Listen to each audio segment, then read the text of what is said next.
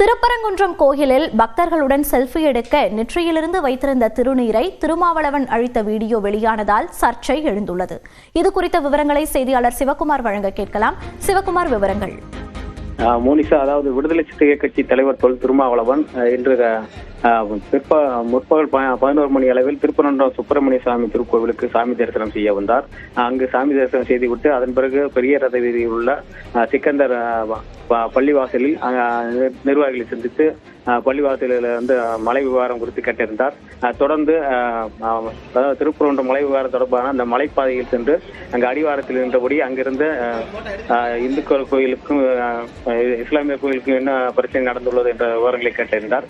இந்த நிலையில் திருப்பரங்குன்றம் சுப்பிரமணிய சுவாமி கோவிலில் சாமி தரிசனம் செய்ய சென்ற திருமாவளவனுக்கு அங்கிருந்த கோவில் அர்ச்சகர் விபூதி பூசியிருந்தார். சாமி தரிசனம் செய்துவிட்டு கம்பத்தடி மண்டபம் வழியாக வந்தபோது திருமாவளவனை பார்த்த ஒரு தம்பதியினர் செல்ஃபி எடுக்க வேண்டும் என கூறி திருமாவளவனிடம் தங்களது செல்போனை திருமாவளவனிடம் கொடுத்தனர்.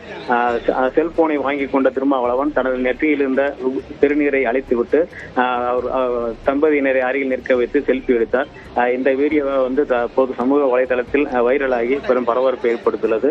கோவில் வளாகத்துக்குள்ளேயே திருமாவளவன் திருநீரை அழித்துவிட்டு செல்ஃபி எடுத்த சம்பவம் கோவில் வளாகத்தில் இருந்த பக்தர்களிடையே பெரும் அதிர்ச்சியை ஏற்படுத்தியது. மோனிஷா, விவரங்களை பதிவு செய்தமைக்கு நன்றி சிவகுமார்.